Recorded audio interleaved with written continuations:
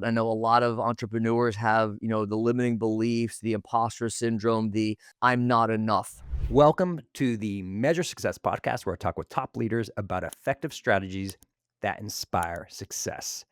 I'm very excited to have with us today Dr. Tracy Gapin. We're going to call him Doc Tracy today. That's how he goes by. You And he got is it. a board certified urologist, men's health expert, and founder of the Gapin Institute. Helps high performing entrepreneurs and executives optimize their health, hormones, and longevity. He also has a book, Male 2.0, which was come out several years ago, and he's actually has a new book, which he's developing right now. And he's through his work at Peak Launch and the Gapin Institute. They empower leaders to upgrade their biology so they can excel in business, relationships, and life. And we're also going to talk about, we're just going to start out with this. Doc Tracy, you have had literally insights just in the past year about yourself Yeah. and how it's impacted. So if you don't mind, I'd love to just dive into that because you've had a lot of success in your life. And here you are and like, no, Carl, my life totally changed just this past year. So Yeah. talk about that. Everything Tell the changed audience what for what sure. what what is this? Thanks so much. Yeah. So briefly, I'm a board certified urologist. I am a robotic surgeon. I launched the robotic surgery program here locally in Sarasota. I treat prostate cancer with minimally invasive techniques. I do all kinds of advanced biopsy detection techniques. I do all this great accolades. And I've been, again, for 27 years, a physician, successful, busy practice. And people would always ask me, how'd you decide to be a doctor? When did you want to be a doctor? And my answer was always the same. It was always, well, I remember I was in 4th grade and I knew I wanted to be a doctor when we had to walk on this path on the ground of how the blood flowed through the heart from all the chambers of the heart. And I was fascinated with anatomy and biology. And I just decided I want to be a doctor. And that was how I always thought I decided to be a doctor. Well, through the years, I hit a wall in my career. About halfway through my urology career, I realized that I was miserable, burned out. Not even just burned out. It was more like moral decay. I was just done. I was miserable human being. They say surgeons are assholes. I was definitely filling that part, right?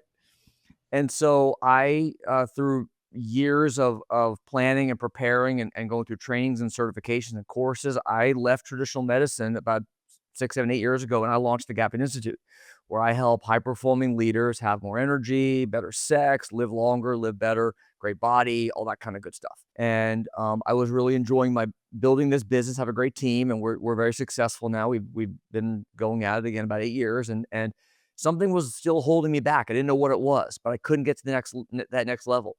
And so I went through some deep work over the last year, and you and I talked about it before we got on camera here. I went through some deep work where I was able to finally uncover the trauma that I went through as a child and how it created patterns and how becoming a doctor was not a choice. It was not a choice based on passion for anatomy or a purpose at the time other than safety and other than security and to be accepted and to be loved and that was what I needed to do. High achievement was what I needed to do.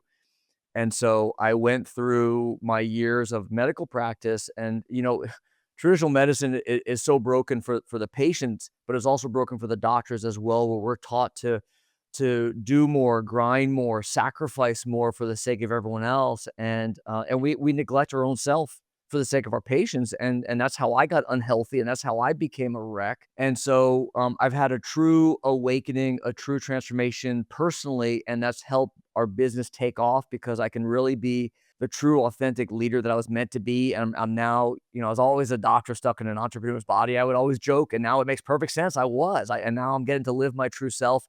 But now the work that we do for driven leaders is so much more powerful and authentic because it's coming from my heart. And so it's a pretty cool time to be sharing this with you right now because it's still a little emotional. Yeah. So let's go a little bit deeper in that. Speaking of deep work, and not necessarily the how you got there, but how has your behaviors changed? I was always angry. Tell you what, and I always attribute it to I'm a surgeon, I'm busy, I have no time, I'm running around, I have no sleep, I'm on call up nights and weekends in the operating room and stressed out and I was always angry. I was always short with my team. I was always focused on the outcome, always focused on, that surgeon mentality, go, go, go, and never stopping and just breathing and being a human being and connecting with the other individual. It was very transactional as a surgeon. It was fix the problem and move on, or prescribe a medication, or do a surgery and move on. And now it's, I recognize, to achieve real success and outcomes in our clients, it's important that we focus on their why and their purpose, and that we get them to focus on that. And real change comes only when you can connect it to some emotional reasons. I couldn't do that before. I could never have that level of depth and compassion and love for what I'm doing that I do now, back in my previous life. What have people noticed around you? What have they been saying about you since you've gone through this transformation? Calmer, happier, um, more confident. Like, I know in my heart when we change lives, it's real. I know it. I believe in everything I'm doing now. There's not that self-doubt. I know a lot of entrepreneurs have, the limiting beliefs, the imposter syndrome, the I'm not enough. I had the I'm not enough for 53 years, and now it's gone. And that changes the way you show up, that you don't have to be perfect. You don't have to know it all. You don't have to always be right and know the answer. And as doctors, you're taught that you have to know it all. You have to always be right. You have to be perfect, and none of us are. And that I think that raw sense of myself and that raw sense of just being a human being has allowed our clients to connect on a deeper level. So what's fascinating about this, right? And you know this being a doctor, often our behaviors, et cetera, they go back to our old self. So we can temporarily, Yeah. so to speak, have this sense of euphoria, if you may, or a sense of peace, right? But then when stress does, it goes right back to. So I'm curious for you, what type of habits now are you employing? What type of behaviors are you doing now? Or is it just simply it's fundamentally changed? Like, explain that. Yeah, it's both. Thank you. Great question. So, first of all, it's all subconscious. Our subconscious drives our behavior, our thoughts every day. Everything we do, every action we take, every instantaneous reaction that you have is in your subconscious, and that's really driving that. And so, I think about how do I help my clients achieve their goals? You have to get to the subconscious first, because that's what it was for me. So that now when there's something that would otherwise trigger me, now it's like, oh, okay. Like, for me, a big trigger for me, honestly, previously, was driving. I get pissed off. I'm in a hurry. I gotta be at the hospital. I gotta be at the surgery center. I gotta be somewhere. I'm gonna be late. And that's actually the subconscious of my child, my 10-year-old self, my 15-year-old self. I can't be late. I gotta be on time, or else I'm gonna get in trouble. I'm gonna get yelled. The abuse, whatever that I experienced, and now that's gone, and now it's just like it's just different. It's okay. And So so, let's hit yeah, on that like specific one because you're not alone. You're not the only person to be mad at the person in front of you who isn't driving fast enough. right, Right, yeah, or whatever it might be, and or that cuts us off, right? It isn't the worst, right? This is everyone's gonna listen and laugh at this. What is it about the human psyche where we feel it's okay to pull out in front of you when they'll get off in the very next exit? Like, "It's okay because 'cause I've only ticked you off for a mile," right? Or, like, for, like, 500 yards or something like that. I'm half joking when I say this stuff, right? It's these yeah, really funny, like, human behavior things that we see, and then it's like, okay, somebody's doing it again. Like I've like noticed this pattern over the years, like people where they literally feel it's okay. Like if they're going 10 miles away, they won't cut in front of you. But if they're like going to the next exit, it's okay. Like it's okay yeah, for them to sneak out and cut in front of you, slow you down. But what's part of there's two pieces on this. There's leaving, and I, by the way, somebody who's habitually a minute or two late, and I don't mind saying that. Part of the challenge is leaving earlier, right? Making time to leave earlier to go things, like, that's one of these things, and sure, then 2, just genuinely having peace there. So, d have you, like, helped yourself to end the previous thing so you can go to the next thing, and so you're having peace in that drive? Or because you yeah, can't be late to an yeah, appointment, right? So right. what are you doing there? Yeah, I mean, of course, you have to be responsible. Of course, you have to practice time management, and you have to schedule appropriately. So I think that's kind of fundamental, that's incorporated in that. But there's still going to be situations that will trigger you and would trigger me. And I know I love we're getting off of this topic, totally separate from health optimization and longevity and testosterone peptides. And I love doing this. So thank you for going down this path. It's awesome. The reality is your subconscious drives your reaction to every single thing that happens in your daily life, and that anger is seeded from something. And Mm, now that anger that I have for so long, it's just gone. It's just not there. And wow. so, yeah, I may get, anxious if I have, somewhere I have to be, but it's on a much different level intensity. It's no longer feels damaging or crushing or uh there's just no anger there. Yeah. That's awesome. I think it's always it's amazing, and here you are once again. You're 53. You, by all what I'd call traditional measures, Yeah. are wildly successful. Surgeon, created a business, has had a successful business. By the way, I'm proud of you. Okay, Thank you. Thank you. okay. Appreciate it. Us entrepreneurs don't hear that enough. And I'll tell you what, previously I couldn't receive that. I couldn't say thank you. I would dismiss it. I was like, no, no, I didn't do anything. No, no. But now I do, and I recognize like I'm changing lives. Like we help so many different men, women, all ages, leaders change their lives. And more importantly, what I've always recognized is when I'm changing someone's life, it's actually affecting their kids. And that's the real Mm, impact for me because my kids are everything. My 12-year-old son, 10-year-old daughter, like that's what it's all about. And I know that now that I'm a different business owner, yes, leader, yes, but father as well, that's going to have a massive trickle down effect. And so to me, that's what it's really all about is that we're having, major downstream effects to our personal development. okay, I'm gonna go down here. I've got 4 kids, and I'm curious for you and your 2 kids. Once again, I'm keep on going back to this transformational event that you've had. Have they noticed? No, I don't think I don't know that they're and I've talked to my 12-year-old son about it a little bit, my experience that and I just position as, "Hey, I did some work around mindset, and I realize now that, the trauma that I had, I never want you to experience that." And I'd always his entire life, I've been focused on protecting him from knowing what I had gone through, Mm, but now I'm much more aware of how the little things, like just yelling at your kid, just yelling at raising your voice, yelling, has major traumatic effects that we don't even realize down the road. And so I'm just much more aware of that and I'm much more patient. mm, And so maybe subconsciously, I hope subconsciously now they're much more relaxed. And when my son spilled the milk the other night that almost poured all over my laptop keyboard and ruined it, I didn't immediately flip out. I was like, hey, go get a towel.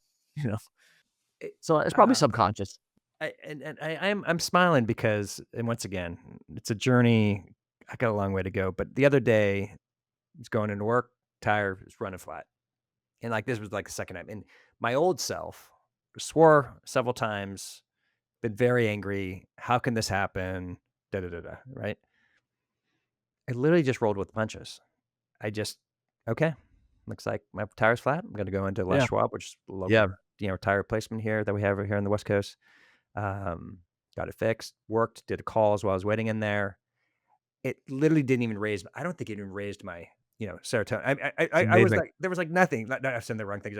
It didn't raise my adrenaline at all. I literally just was able to roll through it, and that's awesome, right? For me, once again, I'm comparing it to how I've been able to mature, if you may, but process outside stimuli and take ownership for it and not to blame others for my tire. Now, the other day when I did run over something that was like it was a different event, but it was funny how, sometimes you take things, but it was amazing how like it was like literally almost a non-event, you know. It's awesome. Yeah.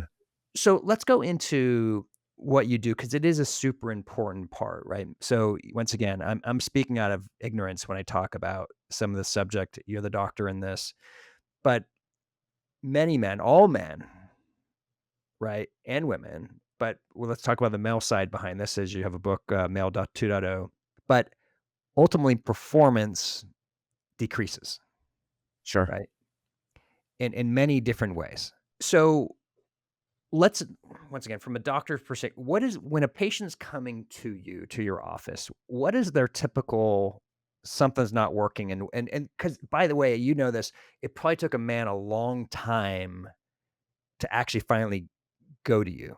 Yep, you're exactly right. You're exactly right. Yeah. So in my old life, in my urology world, as a men's health expert in that space, I was seeing men because they had erectile dysfunction. They could not get it up when they needed to. And what was the answer? Here's your Viagra. Here's your Cialis. Here's your pill to fix that problem. I'll see you in 3 6 months, right? Or maybe I'll give them a shot of testosterone if it looks like their testosterone a little low, and that was really about it. Those were the only tools I had in my toolbox at the time to fix that diagnosis code. In traditional medicine, we're taught through medical school, here's the diagnosis and here's the drug to treat it. Diagnosis, drug, and move on. And I would have it back then 6 minutes per visit. I had 55 patients to see in a day. So I'd have 6 minutes with you. I got to move on. So I don't have time for pleasantries and to actually talk about your stress levels and how's your sleep and what are you eating and what's your fitness level and what are your relationships like. And none of that stuff. No, no, no. Here's your Viagra. I'll see you in 6 months. And so that's what's wrong with our system. Now, what I've really focused on is helping leaders, and that's why I'm here with you, is to get leaders to wake up and pay attention, be proactive, and not wait until it's broken. Mm. Because, like you said, men, we're simple creatures. We'll wait till it's broken before we go to get it fixed, right? "Ah, I'm fine. I'll just tough it out." Or we are masters at adaptation. We tell ourselves we're fine. We tell ourselves stress doesn't affect us. We tell ourselves I'll sleep when I'm dead. But what it's doing is it's slowly wearing down our bodies and our mind, and eventually it catches up with us. And so now my big focus is, my passion's men's health, but we work with women as well because the women are like, well, what about me? So I have a whole team for women as well. But my passion is helping men wake up and pay attention and do the early testing and detection. And I believe that we all have blind spots that are holding us back, things that are preventing us from being our best, right? Whether it's energy, whether it's brain function and focus and mental acuity and concentration, whether it's the body that we want, building muscle, burning fat. Why can't we sleep like we did when we were younger? Why can't we have the sex that we had when we were younger? All of these qualities of life that are important to us. And traditional medicine doesn't fix any of that, right? Traditional medicine is when you have a diagnosis, when you have ED, diagnosis code, whatever. But now it's really about optimization and prevention, being proactive. And that's a very different conversation.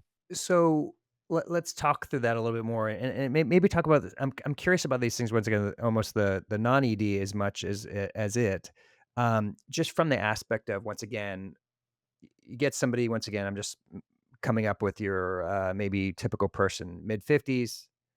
They're coming in, had successful life, etc., and they're feeling like they're lacking stamina. They feel like they're lacking they can't lose weight like they used to, right? All of a Hmm. sudden, that weight that was there, they're still gaining. Yeah. They're losing confidence, right, as a result of these actions, and they don't know. Once again, they don't know why, right? They don't know why, what's going on, and so, and once again, forgive my ignorance behind this, but what are from the physiological? What are the typical? Why is this happening, right? Why is Yeah. this What happened? happening to men? Great question. Yeah. Yeah. So yeah, classic picture, like you just described. It's a 50-year-old business owner. He has 2 kids, he's married, he drives his BMW, he listens to Joe Rogan, and he is mostly on LinkedIn, he's on IG a little bit, doesn't waste time with Facebook anymore. He is, listening to these influencers on X who tell him what supplements he should try, what peptides he should try out, and he's trying all these different things, but he's still having the same issue day after day, and that is that he wakes up and he's exhausted. He grinds through work, he's pushing hard, and he's not as mentally sharp as he was a few years ago, but it's just a part of getting old, right? It's just part of aging, so he brushes it off. He's stressed out all day, he's exhausted, doesn't have time to do anything he wants to do. He wants to go out there and go fishing or play tennis, but he has no time for that because he has to get home from work. It's now 6:30, he gets home from work, and the kids are jumping on him now, and the wife is there with all kinds of things she wants to talk about now because she's had no one to talk to all day, and he's exhausted, but he's trying to be the best dad he can be, he's trying to be the best husband he can be. No intimacy, are you kidding me? He just wants to go to sleep. He's exhausted now, and he does it all over again. 2:30 in the middle of the night, he wakes up because of stress drives cortisol, and he can't fall back asleep again, and he perpetuates that. Like, that's a typical story that most people who are listening to this can probably relate to. So what's happening in all of that? Hormones. Testosterone is a big one we could talk about, but it's also thyroid and DHEA and nitric oxide and vitamin D and growth hormone and melatonin and 50 other hormones that we look at. that are all slowly declining over time. So it's hormones. It's systemic inflammation. Mm. So I don't mean like acute inflammation, like you have like a cold or flu or you skin your knee or something. I'm talking about like systemic inflammation where your immune system is overactive, and that's typically from poor diet. It's from eating too much sugar. Alcohol can do that. Stress from poor sleep can do that. Stress from just work life imbalance can do that.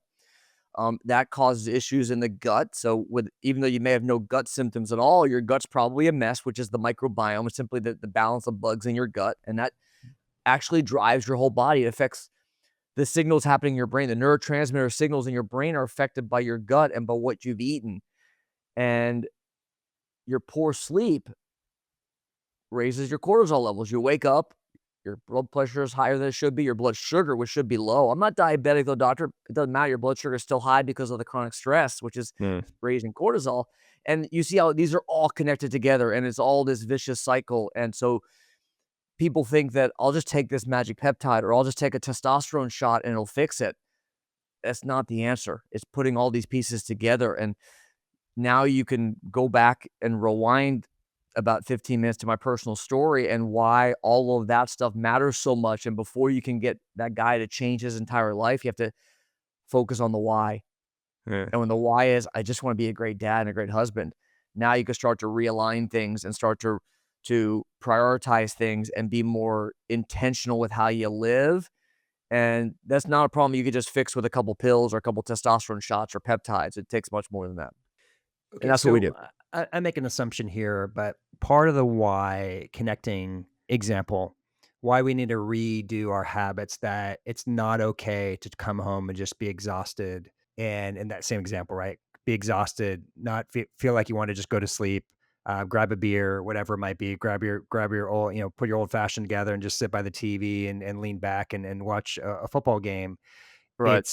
It's it's bigger than that. It's I want to be the best husband. I want to be the best father. I wanna have actually energy at night. I wanna be able to, if you may, I heard it well once, you kinda have you could segment your day into three times. Forget excluding sleep. Your Sure. AM, your afternoon, and then your PM, right? Sure. Try to maximize that. But I'm assuming part of the reason why getting your vision and purpose is because when you have that choice during the day of whether to pick up the chips, you make another choice, for example, of what to eat or drink, right, during the day. Like, you have to make these daily habit changes for the pills to even be as beneficial, right? For the other parts, because if you're not giving a reason why you're making that decision, Yes. will continue to be weak, Yeah. right? And make these comfort, yeah, "Oh, it's okay. I'll just get this triple latte caramel." And by the way, I'm guilty of these things, so I'm not throwing rocks out of glass house to anybody who's listening to stuff, right? But I'm gotta imagine that's part of the why, right? Yeah, I love the book Tiny Habits by BJ Fogg, Stanford professor, talks about how change doesn't happen through massive, huge transformations in your life. It happens from the little changes you make every day, the little habits you establish every day. It's consistency. It's that 1% every day. And I like to talk about how can I be just 1% better today, because that's what's going to really make the big difference.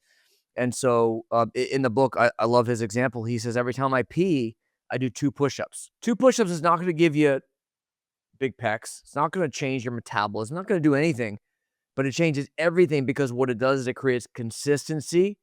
Mm. It creates a pattern. It creates a habit and it creates a win. And so he talks about every time he pees those 2 push ups, and then you have to celebrate it. You have to be proud of yourself and celebrate that accomplishment that you just did that simple little task, that habit. Now you can go do 100 push-ups if you want, which hopefully you will over time, but you at least do 2. Mhm. And that's an example of how you can take an anchor, ABC. Anchor, the behavior is the push-up, C is the celebration, and that's how you can start to create some consistency in daily habits. There has to be the why driving it, of course, but you have to make it tiny enough that you're able to be intentional and enact real change. This is a really good, interesting, this is a very personal example of what you're talking about. There was, one of my seasons of working too much in my life, and, of course, I was getting out of shape, and gut was getting bigger than I wanted, and I wasn't as in shape, et cetera, et cetera. Can't And imagine. Yeah. somebody said, I remember listening, it's like, "Just do the number of push-ups in the calendar." So, like, it was, like, the 8th that day, and I was like, "Oh, I could do 8 push-ups, no problem." So I did 8 push-ups, and then the next day, I did 9 push-ups, and the day after that, I did 10 push-ups, and as I got to the point where I was starting to do 100 a day, and then 150 a day, and 200, and it got to a point of 500 a day, and then I was like, "Hey, if I could do 500 a day, I could do 2,000 in a month." And then after doing 2,000, sorry, in a week, and after doing 2,000 a week, it's like, "I could do 10,000 in a month." And so I did 10,000 a month. Then I was like, after doing 10,000 a month, I could do 100,000 push-ups in a year. And what was so cool about those small incremental improvement habits, I ended up being, after that 1 year, some of the best shape I'd ever been in my life. And It's when I amazing. say these doing I'm doing, when you get to good enough shape, literally doing 25 push-ups every 2 minutes. So I could do 150 push-ups in 10 minutes. Where the whole point of this is 2 key things. One is you can get this incremental change without killing your body, Yep. and if you have the patience to build up. And secondly, just 10 minutes, you can create body tone. Like, you don't have to be in the gym for 2 hours. You can just go right down, like, I love to, after you're going to the bathroom, you can very, very quickly create these habits. You can stretch in between reps, and you can feel so much better. For me, when I do that little 10-minute workout, I feel so much better each day by accomplishing it, Oh, right? yeah. It's the reward around it. So on that, what type of, I mean, you said the ABCs there. What are the things like that? That's a really good example of, and then you mentioned in topic habits, when you're talking with your patients, your clients, to once again to create these better habits. What are some examples like that that you help people once again not to continue to go down the same path, to head down Yeah. this new path where they're getting Yeah. better Yeah. outcomes? Sure. So, we have the medical side, it's all the hormones and the diagnostic testing and the labs and all that. But on the lifestyle side, the coaching side of it that I think is more important is this kind of stuff that matters. And so it's individualized is the short answer.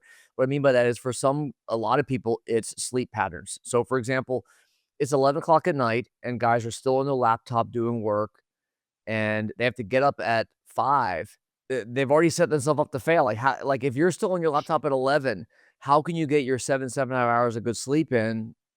Not even talking about, the quality REM and deep sleep that we care about, the restorative stages that you're not gonna get when you're only sleeping 6 hours, 5 hours. And so it's behavior like that of what's your nightly ritual? How do you set yourself up for success like that? It may be that same business owner I talked about, maybe he's waking up and he's scrolling social media and checking his email and then he's off to work. But instead, what if you put your sneakers right by the coffee machine so that while you're drinking your coffee, you're putting on your sneakers That's and right. that's your now, if you go for a walk, awesome, but at least you put your sneakers on, right? That's the habit. But now, as soon as your sneakers, oh, well, I guess I'll go for a walk. My sneakers are already on now. Might as well, right? That's how you can start to just plant that little seed and make it easier. And that's a little bit of a mix. Atomic Habits by James Clear, another similar book about habit change, is very powerful as well. And so it's taking some principles of each of those and how can we enact change, whether it's activity and movement, whether it's sleep patterns, whether it's nutrition. So a lot of it is you go to work and there's no good quality food there. You eat from the vending machine or the cafeteria, or there's just fast food down the street. What are you going to do for lunchtime? Set yourself up for success and plan and prepare for that so that you have good quality food so that you can make smart decisions. And so, again, it goes back to being intentional. And most people won't do that unless there's a real strong why behind it, though. So, again, it has to come back to the purpose behind it all. What are you telling every patient they need to stop doing? They need to great question. They need to stop minimizing the importance of sleep. They need to, stop and, make sure that they have balance in their life because I think most of the leaders I work with, they don't ever stop and breathe. There's no balance in their life. They're driven. I'll sleep when I'm dead. I'm not stressed. It doesn't affect me. So I would say stop and just stop for a minute. Because, when you're on and never have that chance, that space, and so, um, I think that's really important just to have space and peace to breathe and think, and I like to think, myself as the visionary of my business, and I have a great team around me. I have, like, 24 employees. Some are in the medical, coaching, concierge, pharmacy, whatever, but they're all in their roles, And now I think of it as my job as a visionary is to think. I'm getting Mm, paid, and I can't do that if I'm constantly running and going and stressed and on the computer and like I was back in my surgeon role.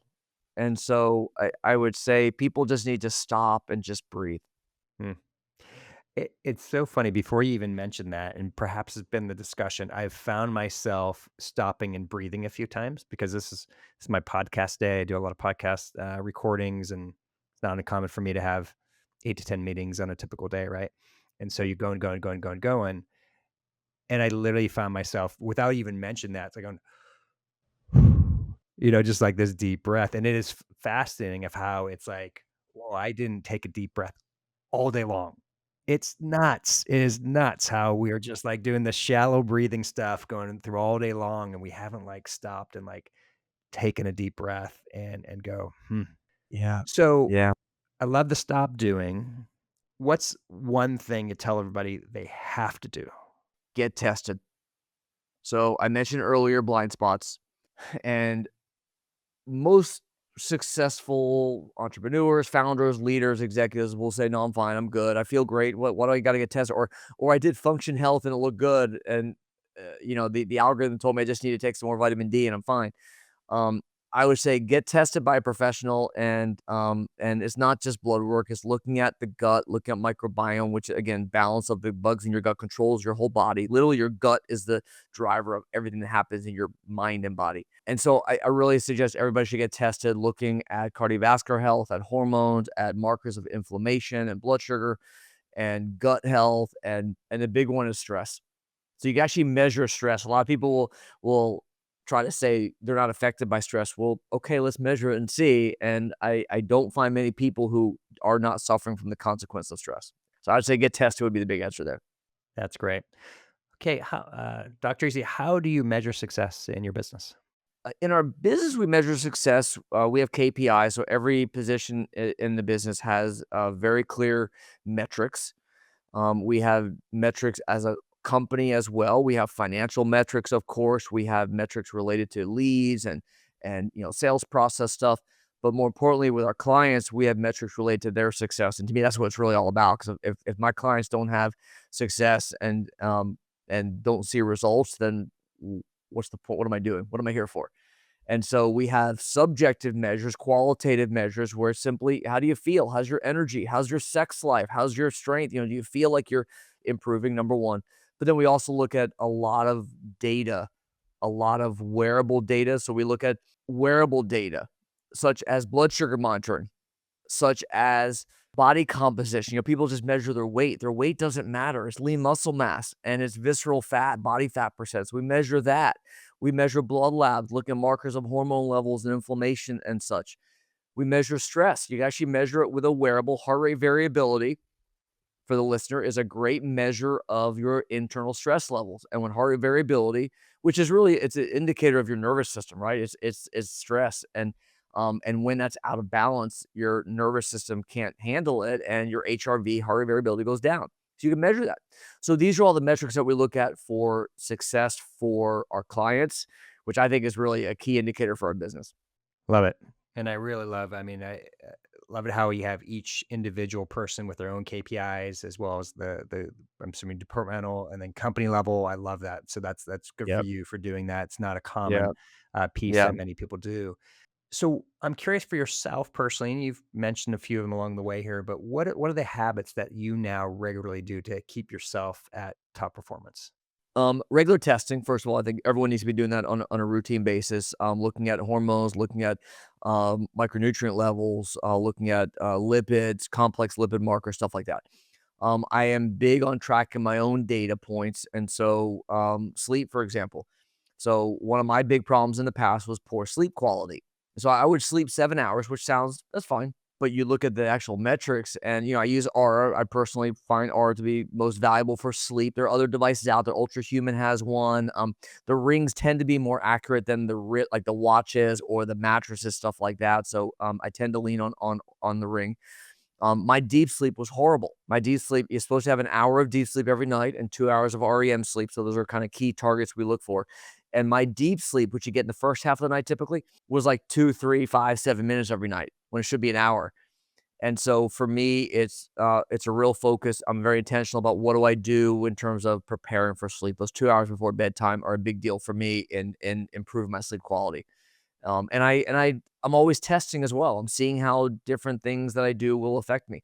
I'm a big believer in measuring blood sugar, so I will about once a month or maybe every other month, I'll get a blood sugar monitor and I'll just track my blood sugar and see what's affecting it. Mm, And it may be what I'm eating, it may be stress, it may be who knows what, but people are shocked to see foods that you think may be good for you, foods that are fine, mhm, may be actually really dramatically impacting your blood sugar. mm, And it's not a matter of you're either diabetic or you're not. It's not black and white. It's a spectrum of what's called insulin sensitivity or blood sugar control. And I would argue that you want to be as optimal as possible. And there's a lot of things we can do to improve that. Sometimes it's the food you're eating, sometimes it's the order of the food you're eating, sometimes it's things like stress and sleep quality, stuff like that. How do you now measure success in your personal life? My biggest priority in life, unquestionably, is my relationship with my kids. I love my wife, she's amazing, and she's incredibly supportive of me. I measure my personal success by simply my relationship with my kids, the quality time I get to spend with them, when I'm on the couch and I'm wrestling with them and snuggling with them, and I'm just getting to love them and be close with spend time with them. It's priceless. There's just nothing like that, and I have such gratitude for those moments now that, you treasure that. People talk about how fast your kids grow up, and mine are, again, 10 and 12, and they're growing fast, and so, yeah, I'm just trying to enjoy every moment, but that's how I measure it. Yeah. Thank you. What is a not your own book, but what is another book that you're commonly are recommending to either your patients or, friends that you know? So many good books. So I mentioned the 2 Habit books. I have a little bit of a man crush, if you will, on Ben Hardy. I met him in person a couple, at Genius Network, a couple events, but, he's offered to write the forward for my book that I just finished writing Right. too, so we'll see. But anyway, he's written a couple amazing books that I cannot, emphasize how impactful they've been for me. The first is 10x is easier than 2x, okay? And it's incredibly powerful for business. Instead of looking for incremental change, change the whole model. So healthcare for me, instead of trying to fit into that broken system and add some things, duct tape on some additional services, I'm changing the whole model. I'm changing the way we approach healthcare. When you look at your business, how can you reinvent the way you do it to make it better than anyone else out there? So 10x is easier than 2x, awesome book. He's written 2 other books that I would highly recommend as well. Again, Ben Hardy with Dan Sullivan from Strategic Coach. One is Who Not How. It's the concept of quit wasting your time trying to learn the how. Your time is your most valuable asset. Instead, find the who can do it for you so that you can stay in your lane, your zone of genius, and do what you do best and have your team help you with that. And your team will have who's as well so that they can stay in their lane. But it should always be you focusing on your zone of genius as a visionary. And so, who, not how. And then the third one that I love, and I may have even put these out of order because sometimes I think the third one's maybe the most impactful, is Gap and the Gain. Mm, So Gap and the Gain is a mindset book focused on what's your perspective? How do you look at life? The gap is where you are now versus where you think you should be. What's the ideal that you think I should have been at this level, or you compare yourself to a competitor in your industry. God, I'm not doing as well as him. I should be doing better. I should be doing more podcasts. I should be doing more blog posts or social or whatever it is, and never being enough. mm, Right? The gap between where you are now and where you want to be or where you think you should be. That's the gap. Instead, focus on the gain. Like I think of the fact that 6 years ago, my practice was still virtual. We didn't have a brick and mortar. We had a shell of an office space. I had one employee making no money. I literally left a seven-figure urology surgical practice to start from ground zero with nothing. I had some business in my urology practice previously, but I was basically starting from scratch. And look how far I've come. Look what I'm doing. Look at the impact I'm making. And like, that's the gain. That's what it's all about. Is looking how far you've come, and it's gratitude, is appreciating the transformation you've gone through, and that positivity changes everything yeah, great recommendations there. Yeah, thank you so much for doing that. for sure. What are some what are ways how can people connect and learn more about what you're doing? Thank you. So, website's gapininstitute.com. That's Gapin institute.com. And if you'll check out gapininstitute.com/launch, like as in peak launch, our program, LAUNCH, a number of gifts there, a copy of my a digital copy of my best-selling book, Mel 2.0. We have a peptide guide, a high performance health handbook, all kinds of great gifts that we have there for you, from me to you. And if anyone wants to jump on a call, there's a link there to find out more as well. Dr. Tracy, it has been an absolute pleasure to have you as a guest on the Measure Success podcast today. Appreciate it. Thanks so much. Good time. To everyone's listening, once again, the reason why we continue to have great guests like Dr. Tracy is because of you. You continue to lift us up. We're grateful to be one of the top 4 strategic planning podcasts out there. But more importantly, we love having really good human beings like Dr. Tracy come on who genuinely he reached out his soul today and talked about how with all of his success has transformed himself, and it continues to help him help others be more successful, not just in the business side, but being a husband, being a father as well, and then not having the road rage. That I love that part. Like that, just like the getting the brass tacks, is the basic things that get through us every day. So, as we always like to say to everyone who's listening, wishing you the very best at measuring your success. Have a great day.